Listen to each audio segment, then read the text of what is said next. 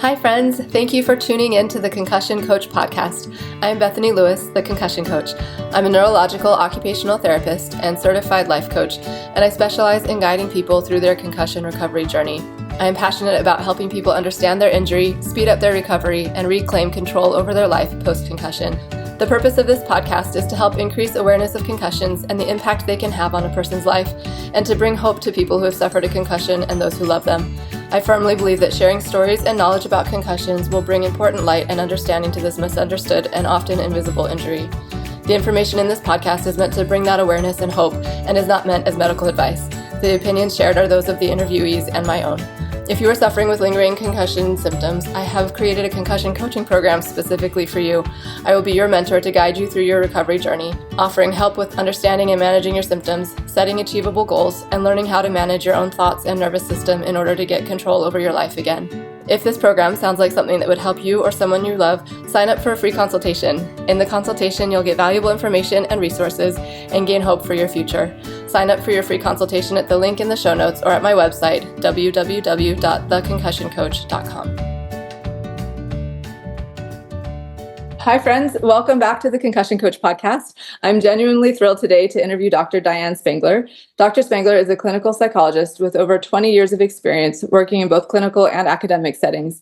She earned her doctorate degree in clinical psychology at the University of Oregon, followed by a postdoctoral research fellowship in the Department of Psychiatry at the Stanford University School of Medicine. Dr. Spangler served as a professor of psychology at Brigham Young University for 15 years, where she directed training in cognitive behavioral therapy for the clinical psychology doctoral program and conducted research on the etiology and treatment of depressive, anxiety, and eating disorders. She also served as a visiting professor in the Department of Psychiatry Cognitive Therapy Center at Oxford University in England. Dr. Spangler has authored over 60 publications and has lectured worldwide. She's received numerous awards for her collective work from the National Institute of Mental Health, the American Psychological Association, the International Association for Cognitive Psychotherapy, the Association for Behavioral and Cognitive Therapies, the Beck Institute, and the National Association of Professional Women. Dr. Spangler also works at Cognitive FX, which is how I got to meet her, and has extensive experience helping people with concussions and other brain injuries and the mental health challenges that they face. Thank you so much for being here to share your knowledge and experience with us today, Dr. Spangler. I'm really grateful for your willingness to do this and know it will be really helpful for many people. And I know that the patients at CFX love and appreciate your perspective and expertise. So thank you for being here. My pleasure. Thank you for the invitation. Yes, I'm so excited to get to pick your brain. I told you this, but just so everybody knows, as I was preparing the questions to ask her, I was just getting so more and more excited. I was like, oh my gosh, and this, and this, and this. There's so many things that are so fascinating to me that I think your perspective will add a lot of light on, and I'm very, very excited. So why don't we start off with you just sharing a little bit more about yourself? Where are you from? What got you interested in psychology? Anything else about you personally that you'd like us to know before we jump into the concussion stuff? Well, I was born in Alaska, so I'm originally from Alaska. Grew up in Alaska and Oregon, and my interest in psychology-related things began really early. So even as a child, my parents had this very extensive library, and I was always pulling the books off that were about psychology, really more for adults, but I would read them anyway as a child. And I was really interested in optimal functioning, in terms of optimal psychological and emotional functioning. And then that quickly turned to an interest in the things that get in the way of that. So I got really interested in things like depression and anxiety and why do some people function so much better emotionally and mentally than others. And so that's how it all started and kind of snowballed from there. That's so cool. So, and there are so many different ways that you can practice and settings in which you can work. How did you end up getting interested in this population of people with brain injuries? And then how did you come to CFX? So, as I mentioned, my interest in my research really started to turn toward things like depression and anxiety. And in studying those, it quickly became apparent to me that these things were very multifactorial in terms of a lot of things contribute. There's different pathways to these things. And so I started studying a really comprehensive set of biologic contributions, physiologic, cognitive, social, all these sorts of different domains that can really impact different kinds of emotional functioning and psychological functioning. And so it did start to take me into doing brain-related research. So I was actually doing some research with Dr. Allen. He and I were both colleagues at BYU as professors. And so I was actually with him looking at the role of some neurologic kind of effects in eating disorders, both in sort of the treatment and etiology. And then we had this joint student who was a doctoral student, Alina Fong, who I imagine you've had on this podcast already. Yes. And so she was really interested in brain injury. And so it's really through her and her research that I became familiar with this sort of aspect of post-concussive syndrome and things of that sort.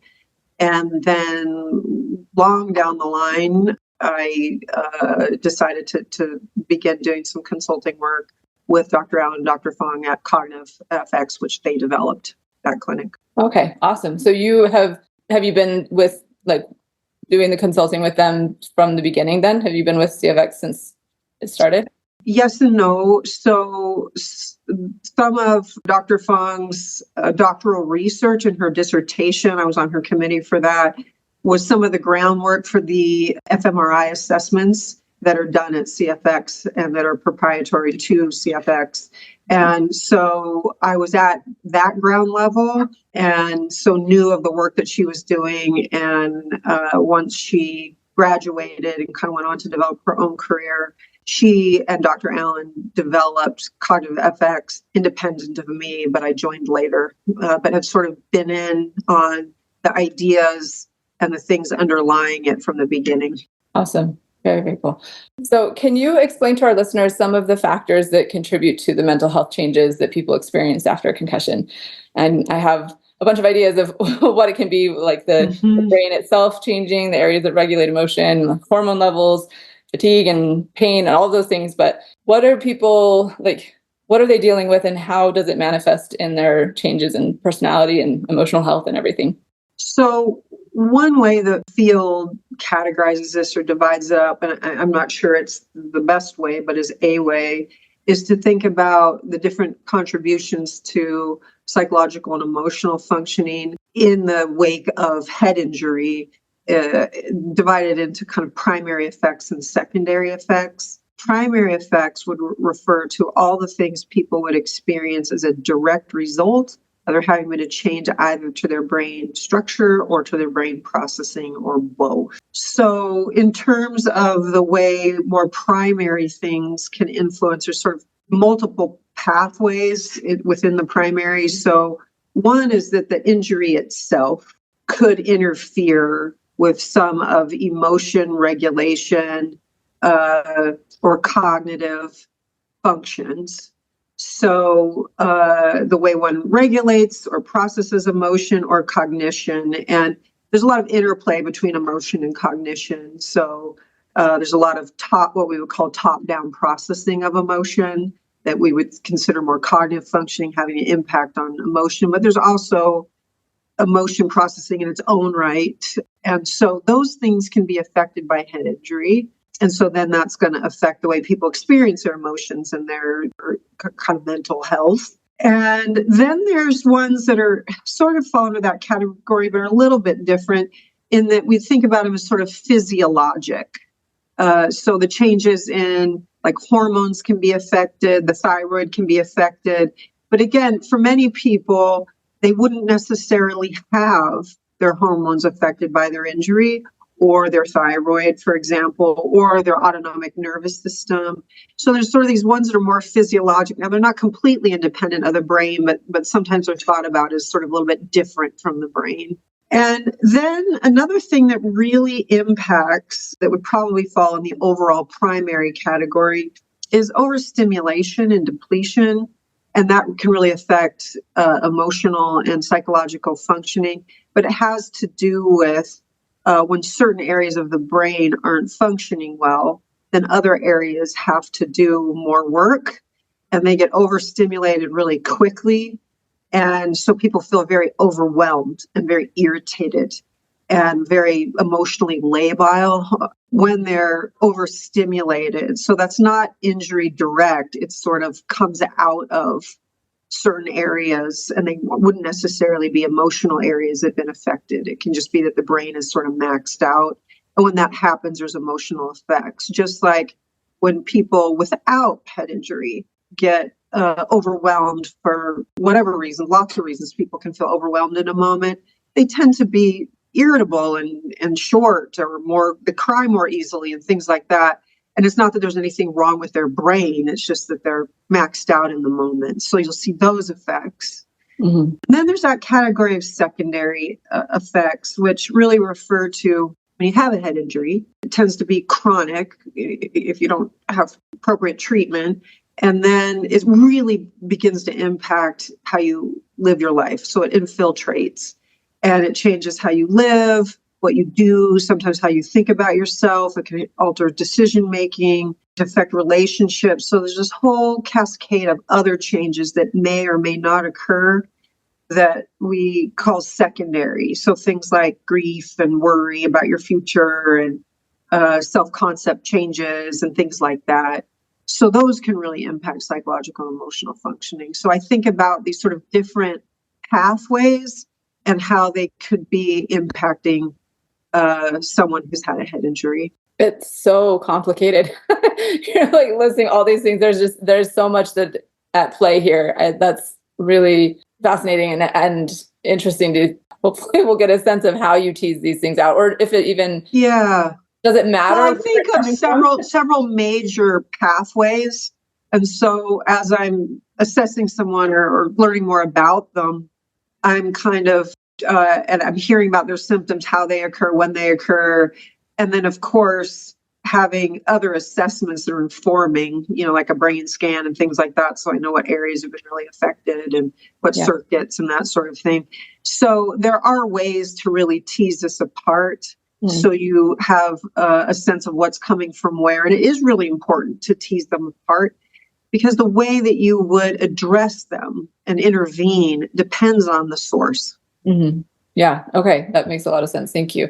And I'm just curious. I know some people talk about being a lot more emotional after their head injury, and some people say they're like disconnected from all emotion. I feel like more often I hear that they're more emotional than losing emotion, but what's the difference there, and why might it manifest so differently in different people? So in some ways, each injury is a snowflake, meaning it's really unique unto itself. Yeah. And so for some, it really depends on the nature of the injury. So if they have certain kinds of circuits and things that are affected by an injury, it can dampen down emotion or have emotion regulation issues associated with that injury. So that's why you'd see some variability in kind of what happens emotionally. The other part that you're talking about is sometimes people will talk about fluctuating between those two. Mm-hmm. Sometimes they feel really labile, and other times they feel really shut down. Some of that has to do with that overstimulation depletion cycle that's very common in head injury. Mm. So again, to just sort of flesh that out a little bit, when you have certain areas of the brain that have been disrupted, often other areas of the brain then try and take on some of the work that area would have done. Mm-hmm. And they can usually do some of it, but not all of it. And so those areas are doing all this extra work. So then they get very overstimulated. When they get really overstimulated, they can also, then that can really contribute to that sense of overwhelm, irritation, easily crying. Your system is just very maxed out. Mm-hmm. Those areas can also deplete of resource when they've been doing all this extra work for a long time. And that can be where people start to feel shut down, is when the compensatory areas are depleting of their resource in the moment. And so then people want to withdraw and be away from things.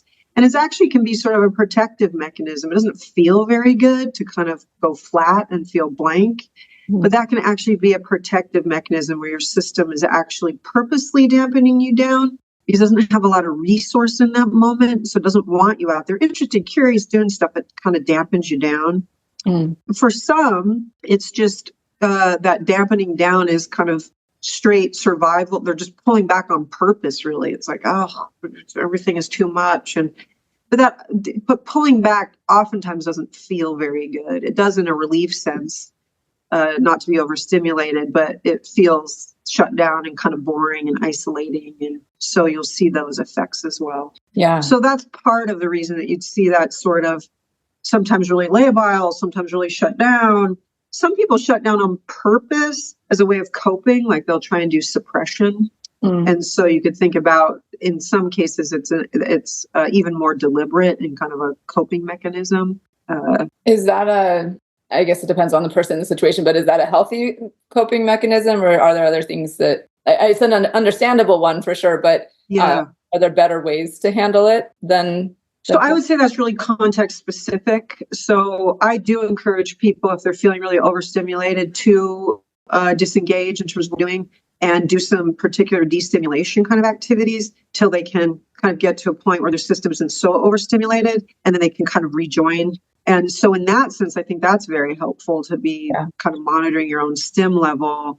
Consistent emotional suppression, though, tends to have some downside to it. So if that's a pattern where the person says, I just don't want to feel this and I'm always trying to push it away and that kind of thing, that's problematic. But I do think there are times when certainly destimulation or distraction are really useful. So I wouldn't just sort of blanketly say that that's not a good thing to do. Yeah, it's such a balance. I think I appreciate that perspective. And I think that will be really helpful for people just to hear why they might be doing it and understand that it makes sense.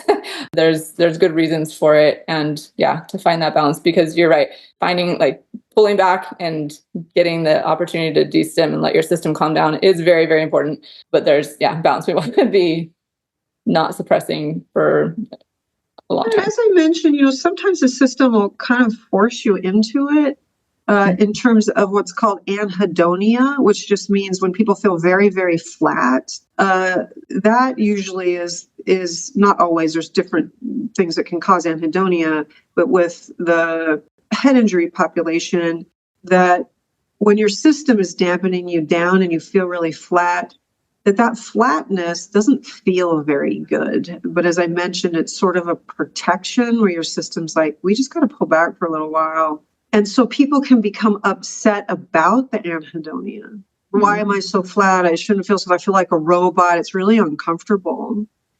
And so there are times when your system will do that you don't do it by choice, like to pull back and destim. You're like, wow, I'm getting really overstim here. So just for people to be aware of that too, that sometimes your system will dampen you down and you don't even know what's going on and it doesn't feel very good and it's upsetting.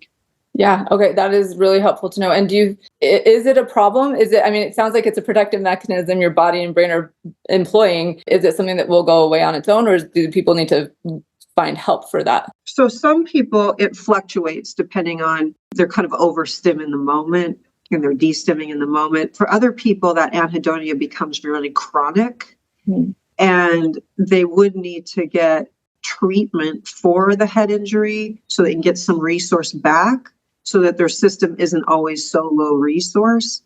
When they get that treatment and they're getting some of their resource back, you'll see some of that anhedonia lift. There's also anhedonia that comes from depression, which they may need some psychological interventions to kind of get out of that anhedonia once the neuronal resources are there, if that makes sense. The underlying brain issues. No, that makes a lot of sense. Thank you. That's very clear. So what is unique about the brain injury population when it comes to mental health? I know you've done a lot of research on depression and anxiety. Is there a difference between depression and anxiety in someone with a concussion than the general population who just kind of experiences it? And if so, how? What is the difference?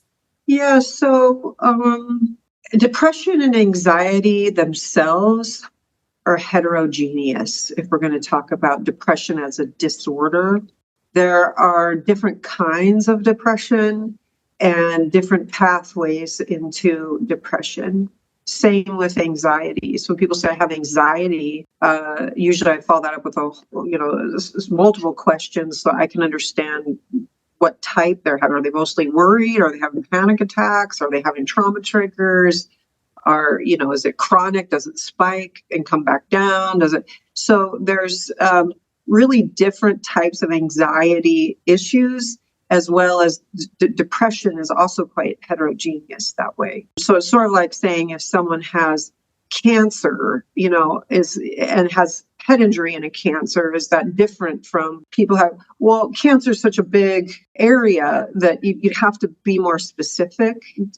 So I hope that's making some sense. But in terms of what I see with head injury is there are certain things that head injury brings that can influence having depression or different kinds of depression or different kinds of anxiety. So, for example, one of the things that people with, many people with head injury have is a lot of grief because of the way their lives have changed and what they can and can't do, and the way it's affected relationships and oftentimes self-concept. And so those are things that can be affected by people who don't have a head injury and come to depression. But the grief of the head injury and the way that's affected how someone views themselves and the world and their future, those can be specific to head injury. Mm. And the sort of worry that people have about the future that head injury brings in. Now, there's a lot of ways people can get to excessive worry, but head injury is one way to do that. Like, well, am I ever going to get better? What about my finances? What about my future? What about my plans? And so in that sense, I see real increases in worry and generalized anxiety, where someone might just feel chronically more anxious. Mm-hmm. Another thing that I see is something called interoceptive sensitivity, which tends to lead to increased anxiety. And I've seen this in kind of multiple health conditions, but with head injury for sure, that people have the sensations that come along with head injury in their body. So they have a lot of physical sensations, like issues with vision and certain kind of pain and overstimulation and things like that. And then they start to develop a threat response to those sensations. And so then they start to have anxiety spikes or panic attacks when their system has those sensations. So, because their PCS kinds of sensations will spike sometimes, given whatever they're doing in the moment. And then their system starts to have a threat reaction to their PCS symptoms. And that's what interoceptive sensitivity means.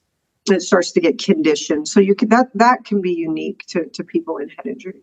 Yeah. Okay. That's really interesting. Thank you. And I'm just, in case people aren't familiar, PCS is post-concussion syndrome.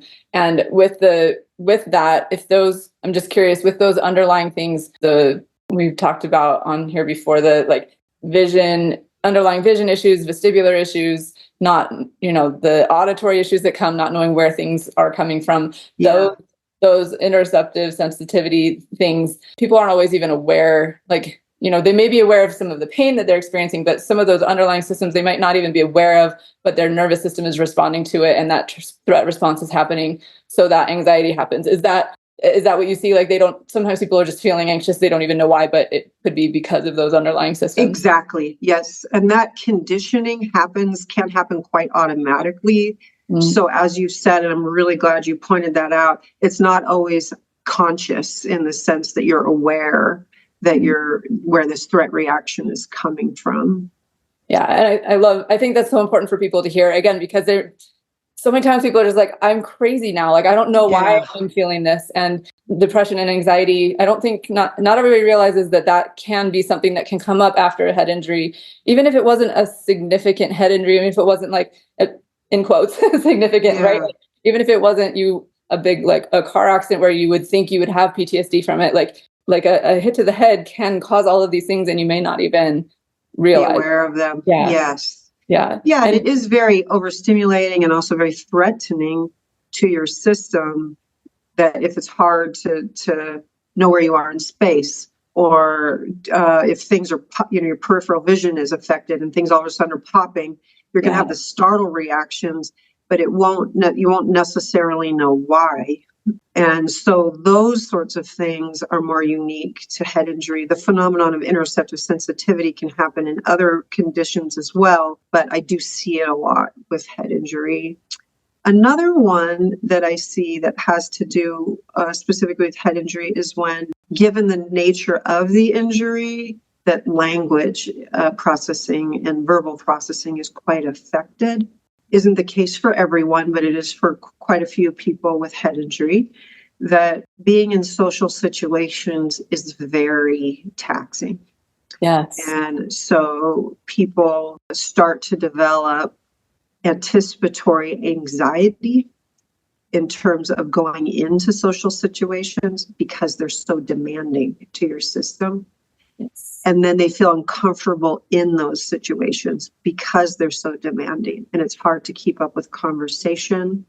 It's hard to generate conversation. And so people will start to develop what would look like social anxiety. But in some ways, it's really more overstimulation in high verbal places. Yes. Yes. And oftentimes it is hard to function well verbally. You can't keep up with the conversation. You can't generate your words fast enough. You feel overwhelmed. And then people begin to lose their social confidence. And so then they develop this kind of social anxiety. And then I don't want to be around people, and yet it's sort of a different variant of social anxiety. And even when a person may get appropriate treatment for, and some of the verbal processing is coming back, typically it's been a while that social situations have been quite demanding, that then going back into them, even though one can perform verbally better after appropriate treatment or healing, they still feel a lot of anxiety going in just because of what has happened. So I see that kind of social anxiety develop in that particular way with people with head injury.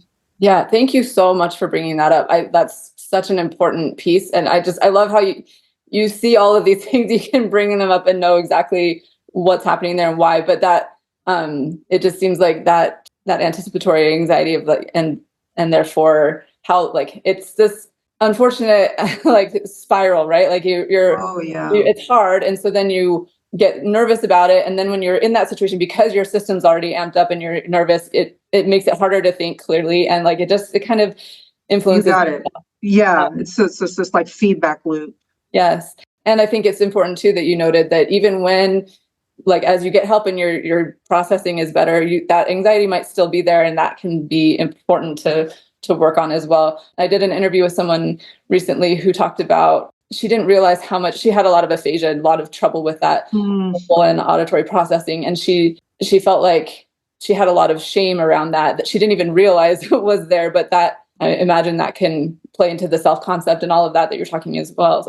It's just, it all does interplay a lot here. And so the other piece I want to mention, and I guess I want to reinforce that I see a lot of you mentioned depression and anxiety.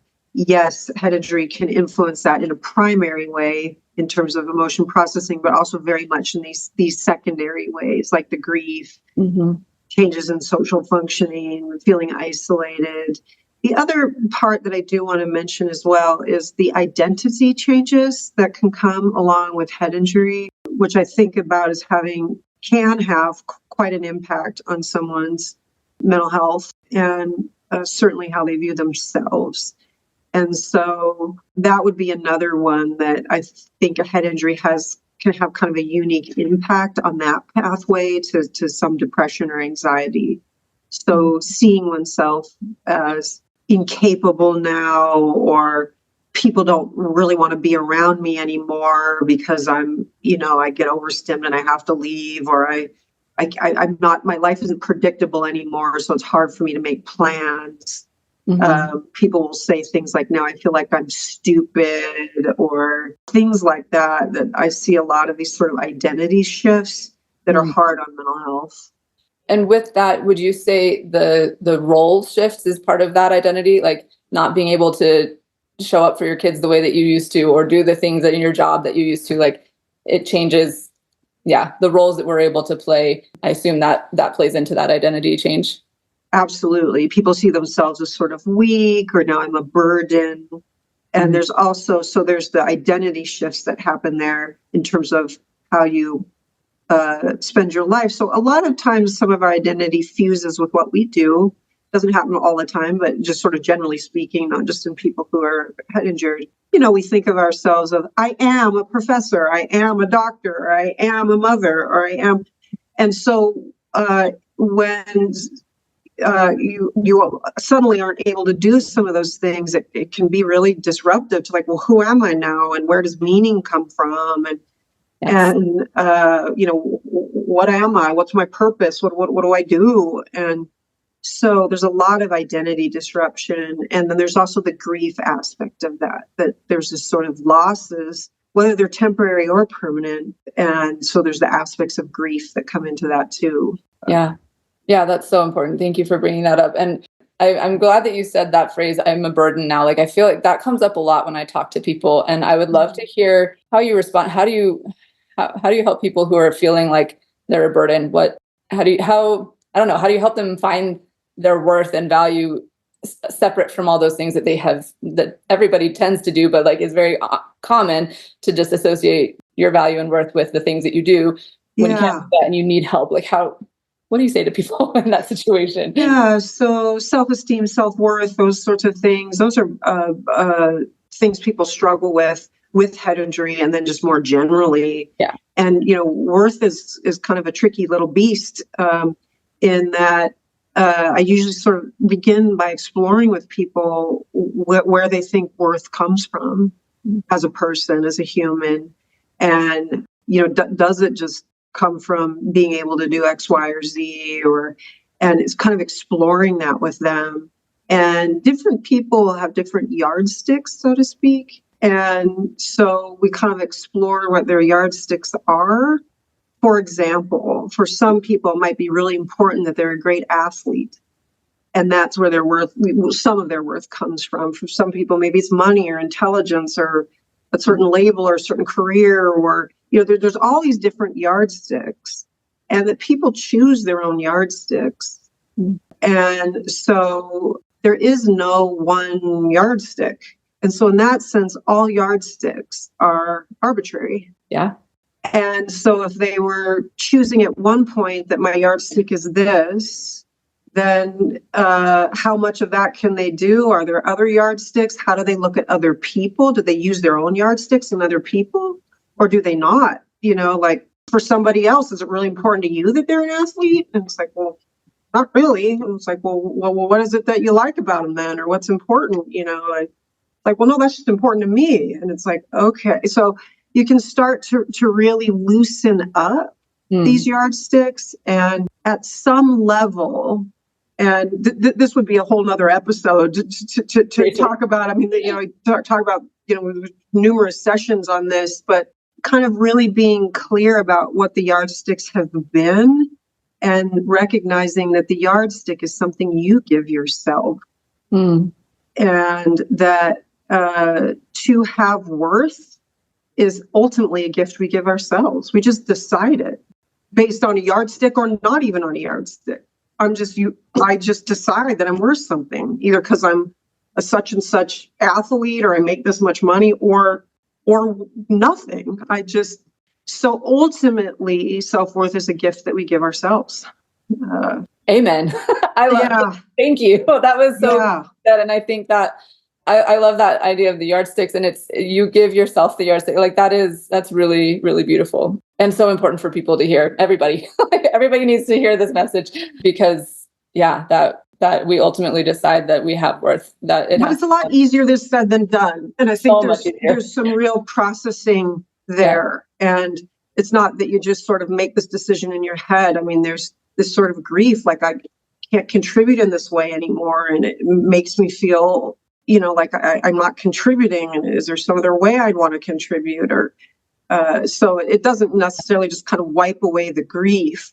But when you really get into identity issues, it's kind of trying to understand where identity was coming from in the first place, and that sense of identity and worth, and then creating some flexibility around that. Yeah.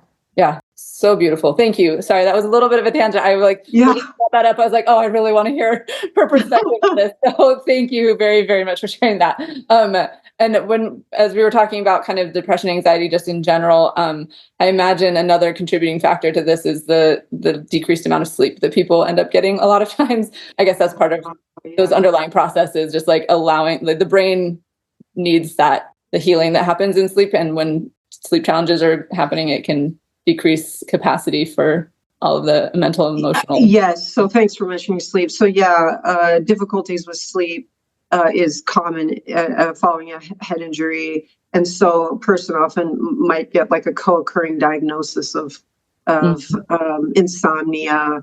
But yes, insomnia related problems are something that are really common following head injury. Yeah. And just so people are aware, with depression and anxiety, and then we'll move on. Don't worry about this. Is my last question about this. With people who haven't experienced it before, it's common for them, because of all these things we were just talking about, to have, they may have depression and anxiety that they hadn't experienced prior. And I'm curious, with people who did have it prior, is it common for it to become worse? Like, does it look different or feel different, or is it just more intensified, or does it change at all? What have you seen? Yeah. So, definitely, if they have pre-existing depression or some kind of an anxiety issue prior, that all of the primary and secondary challenge that comes with head injury could make those things worse. But it's often through a different mechanism than what was happening before. Okay. So if we're thinking about pathways, I would say it's probably some different pathways or contributors are being added on to what was already there. And so in that sense, I would say it's different because there would be some different contributors to address. And as they do address those, if they're able to resolve some of those underlying head injury concerns, does that affect the pre-existing depression and anxiety? It can, because sometimes some of those things dovetail. But again, there could be some pre-existing kinds of things that would still need to be addressed. And and everybody's so individual. So that's helpful. Thank you. So what other mental health concerns do you commonly see in your patients with concussions? I feel like, again, we mentioned so many people have so many changes in their mood and emotions and personality that they start questioning themselves and just think they've gone crazy. So what is quote unquote normal for someone with post-concussion syndrome to experience? And then are there any diagnoses or change in emotional state that would be clearly not related to a brain injury that they should consider differently as they're seeking for help? Sure. So just to sort of list them, depression is common post injury, and then depletion, which I would consider as different from depression. And sometimes people who've had a head injury who've had depression prior to their head injury can really tell the difference, like depression versus depletion. There's the grief part, which is also different from depression. And again, they share features across, but there's the grief. So grief has the sad aspect to it, but grief also has other aspects. The anger, the sort of why me, this shouldn't have happened, I don't deserve this, those sorts of pieces. Grief also has the aspect of undoing, trying to undo what happened in the past. So if only I would have done this, or if only I would have done that. So again, grief has the sad component, but has other things too. And the way you would address grief is a little maybe different from the way you do a pre-existing depression. Some of the more anxiety-related things would be that interoceptive sensitivity that I talked about, and that kind of fear, that sort of threat triggering. You can see PTSD depending on how the person was injured. So some people have like really serious motor vehicle accidents or were injured due to military service or something, and they're in a really life-threatening situation. Then PTSD can develop as a co-occurring with the post-concussive syndrome or the head injury. And that kind of social anxiety that I talked about, panic. So those are some of the more common ones that I see. Things that if they develop after People also have a lot of attentional issues that I would see as part of their primary problem with their head injury. Mm-hmm. Sometimes people are then diagnosed with ADHD, which I think is probably a misdiagnosis in the sense that if you have a brain injury reason why your attention is being really impacted, you would want to treat that differently than you would treat ADHD.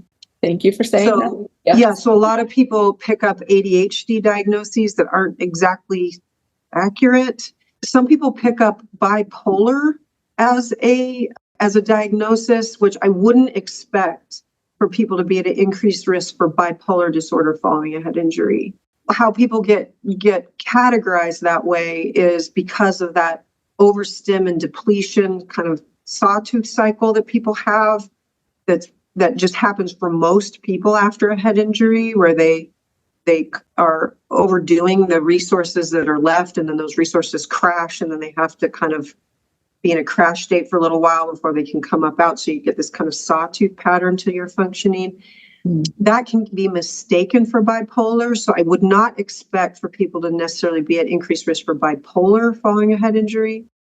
Another area that I wouldn't expect is to increase risk for any kind of psychosis. So schizophrenia, psychotic, those sorts of things. Now, people are going to have perceptual issues, changes in vision and that kind of thing, but they usually don't involve the kinds of changes in perceptions that we would associate with something on the psychotic spectrum, like hallucinations and delusions. They don't have those. I mean, they might not be seeing clearly, and they'll have visual issues, perceptual issues, having trouble finding things in space. But that is not the kind of perceptual issues that are common in psychotic states or in like a schizophrenia spectrum disorder. Okay. So I wouldn't expect people to have those associated with head injury. Okay. Yeah, no, that's very, very helpful. Thank you. And thanks for bringing up the bipolar one too. I had a patient who I was talking to at CFX who had mentioned that he had been diagnosed with that, and none of the medications were working. Like it didn't make sense to him that he got that diagnosis, especially since it happened after his injury. Like it was a very clear cut thing. And so that your explanation of that was really, really helpful for him. And that makes a lot of sense to me. So thank you for sharing that. I think that will probably be helpful for people as well. And I think it's difficult for providers most providers who work in mental health don't necessarily have much exposure or training in head injury and post-concussive syndrome specifically. And so they're not familiar at all with sawtoothing. And that's really more a brain resource up and down. And so as the person, the client or patient is describing what's going on for them, I can see where they think, well, maybe this is a bipolar process or, bipolar 1 or bipolar 2, because they're seeing this real fluctuation in someone being really labile and then kind of crashing out and really withdrawing. But if one knows about these things, the sawtoothing looks very different from what one would expect to see in bipolar.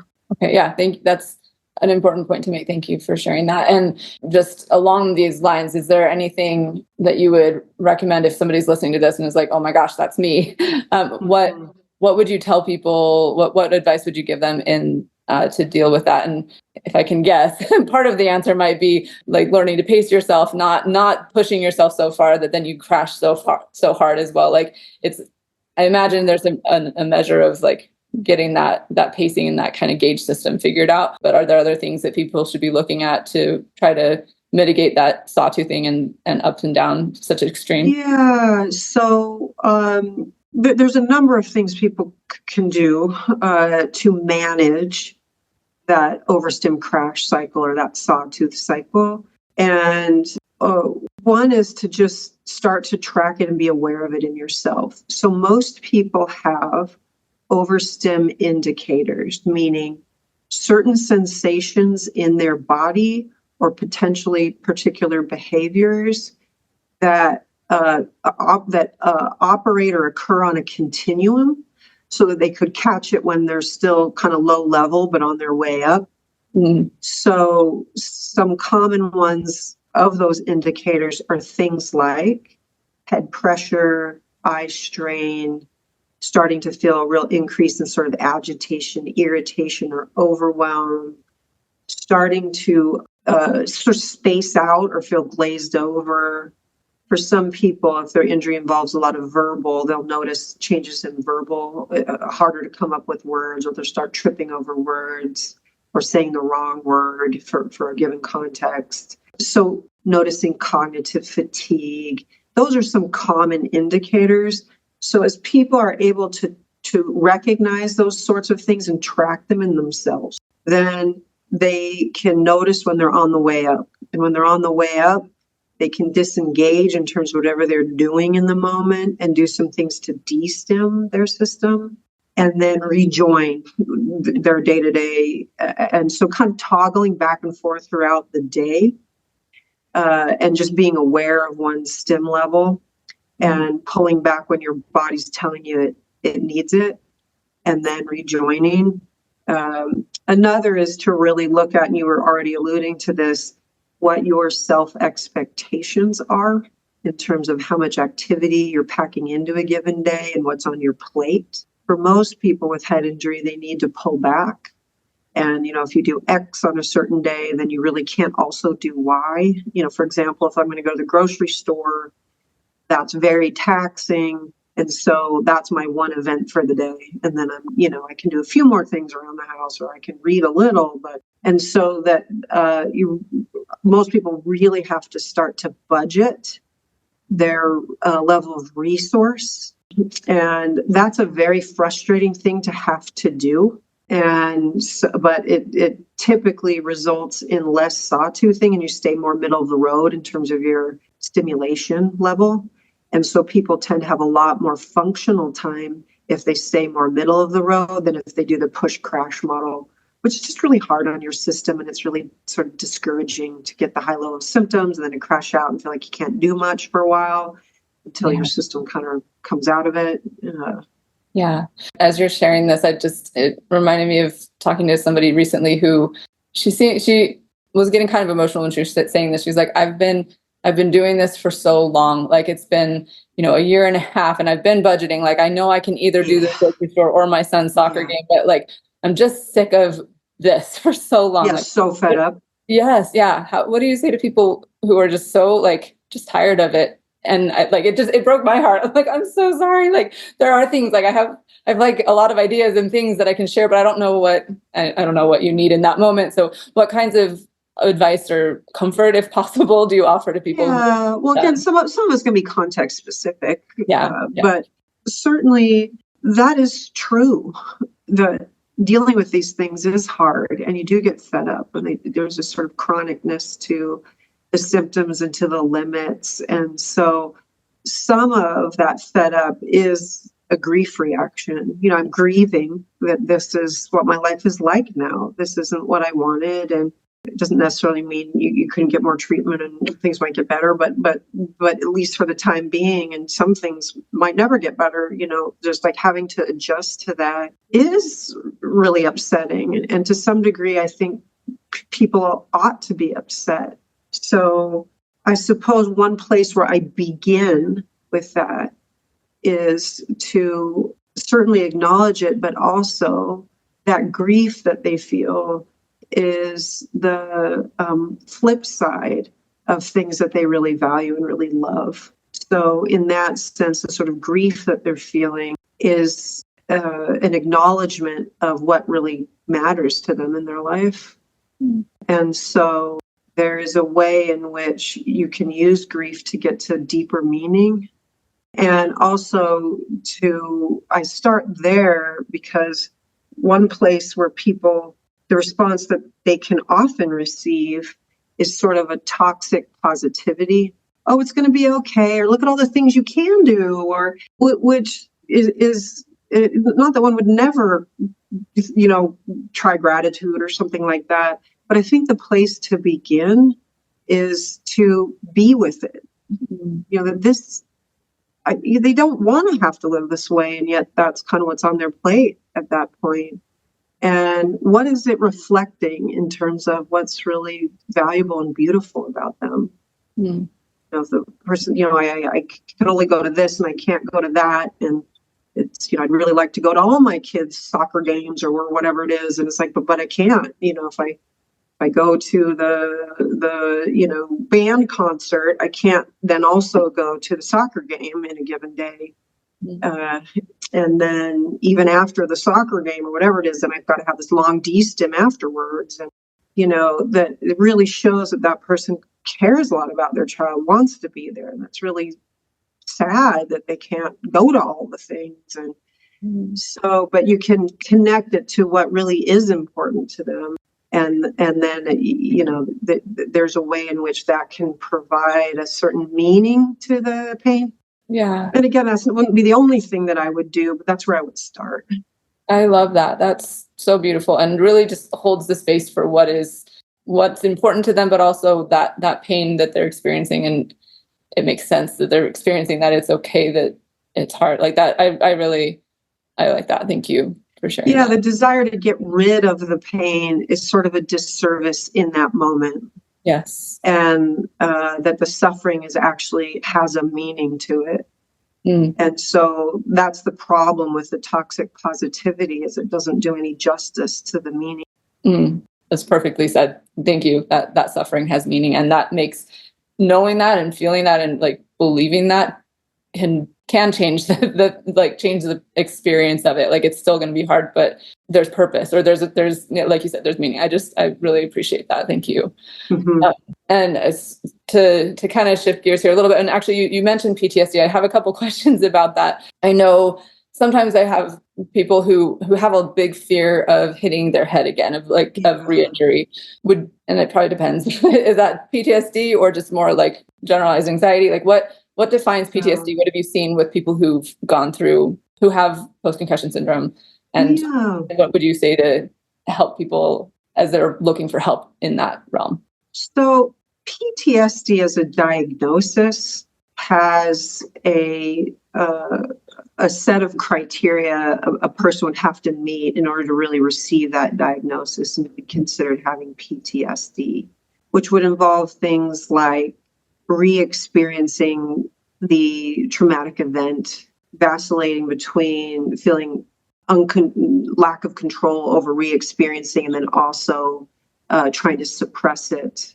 There's certain sort of symptoms that people have in terms of trauma avoidance, like really not being able to go back to the scene of the injury or things like that. So PTSD, and it's important to kind of figure out if that's really what someone has or it's something else. So a lot of people will use that term very loosely and say, if I have any anxiety that has anything to do with my injury, then I must have PTSD. And that really isn't the case. So some of what you're talking about is hypervigilance around the head. And that in and of itself wouldn't necessarily be PTSD. Now, there's also sort of, one can think about a trauma continuum where PTSD is on the high end. And so, but the hypervigilance around the head, I would think of as more of an anxiety process where your system has become more on guard. And that isn't necessarily PTSD. Now, people with PTSD can also be hypervigilant and more on guard, but just because you have that doesn't mean you have PTSD. So a lot of times, the kinds of things that one might do to work on the hypervigilance around the head really wouldn't require all the things that one would do to treat PTSD. Okay. Yeah. So the intervention would be different. And it would be bringing down the hypervigilance. Okay. When people do have like PTSD, diagnosed PTSD, I assume that, getting the underlying PCS issues taken care of, like that the PTSD is separate. Like it would probably still be beneficial for them to work with a therapist or somebody to resolve or work on healing from that PTSD. Is that? Yeah, I would see it as what's called a comorbid disorder. That's such a funny term. It really just means co-occurring. So oftentimes, for example, if we use a really serious motor vehicle accident that really was life-threatening, that the person, that accident, in essence, caused both the post-concussive syndrome, because they got a head injury with it, and the PTSD. It's not that the PTSD is a secondary response to all that the PCS brought into their life. It's a co-occurring issue. So yes, I would think of those things as a both and, not an either or. Mm-hmm. One of the things that with some of the more emotional and psychological changes that can come along with a head injury or be secondary to a head injury that I run into a lot with people that I see is that they will begin to report some of the co-occurring or secondary psychological and emotional. And then by their providers, they can kind of hand wave and say, oh, you just have anxiety.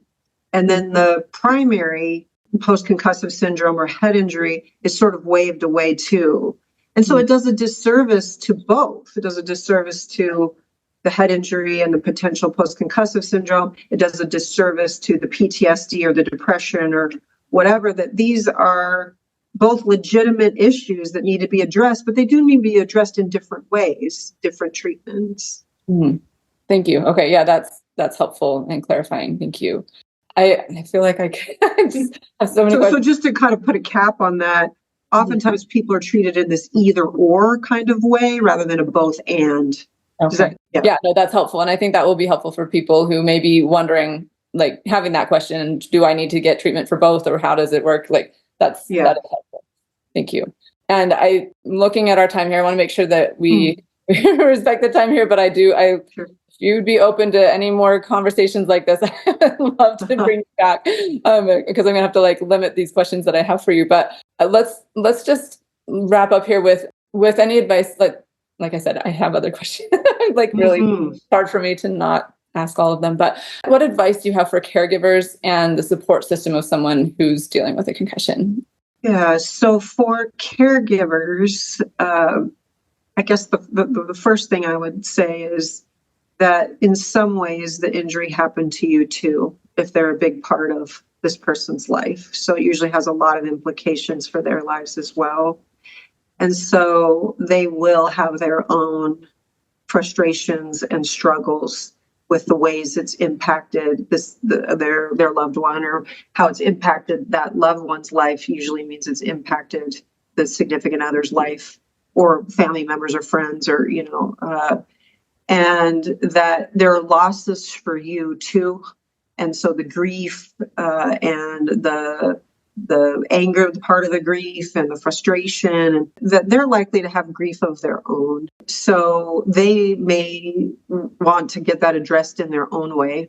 But as far as the interaction with the loved one that has a head injury, is that maybe some of the first conversations, once the person, again, sort of the acute head injury, but they're sort of coming out of that, is to kind of rethink and have an open conversation about expectations. So oftentimes the person with the head injury expects far more of themselves than they ought to. And then they kind of send that message to the people around them. So the people around them kind of pick up those cues and then expect more from the person that they can really deliver. And for both the injured person and the caregiver, neither of you want any of it, and it's frustrating and sad and for all of them involved, and yet you do have this issue now that's in front of you. And so the idea would be to treat it as a team. This is now something that is a part of our lives rather than it coming between. So there is really open conversation to have about, okay, what really can you do now? What are the expectations? And so that you can somehow come to the same page. And the person's expectation, the injured person's expectations for themselves might really be off. They might want to do a lot more than they really can do. Of course, they'll want to do a lot more than they can do. The other part for caregivers is, I would say, is to start to develop a shorthand to deal with limits and overstimulation. So one of the suggestions I have is to think about brain stimulation on a 0 to 10 scale. And for the person who's injured, we want to keep them in that, Goldilocks zone where it's not too little, not too much, right? So there's things they'll be doing to overstim manage, but to have a shorthand way to communicate where the person is at any given time. So I encourage, if people are in different rooms or one's been at work and they're coming home or whatever, is when they're interacting, for the person with a head injury to say, I'm in an 8. And so 8 being near quite overstimulated. So 10 would be very overstimulated, and 0 or 1 would be, I don't feel very overstimulated at all. I feel really comfortable. And so it doesn't start to become something that is personalized. Like if someone's really revved up and agitated because they're at an 8, it's really easy for the caregiver to take that personally. They're angry at me, and so if you can start communicating in numbers, it keeps it short. When someone's really overstimulated, that is not the time for them to explain what's going on with them or what to do. And then for the caregiver to be able to ask at times, like, I'm wondering what number you're on. Not telling somebody, gee, you're real crabby, or you seem out of it, or to just say, what number are you on? And then the person can check in with themselves and say, oh, gee, I guess I am at a 9. And then they can go do what they need to do to de-stim. So it becomes this very neutral and short way to communicate about how that person is doing in any given moment. Yes, that is so important. I feel like my husband and I could probably use something like that. Oh, yeah. I mean, we can use this having nothing to do with the head injury. Yes. Where are you at? How much does it make sense to try to have a conversation right now? Or do we just need to have or to ask you something, or to, yeah. Mm-hmm. Yes. The other part of that is on the part of the person who's head injured, is that if you are low, like, oh, I'm feeling pretty good, that you also communicate that. Like, oh, hey, I'm at a 2. Do you want to go for a walk? Or do you want to have some dinner together? Or do you want to?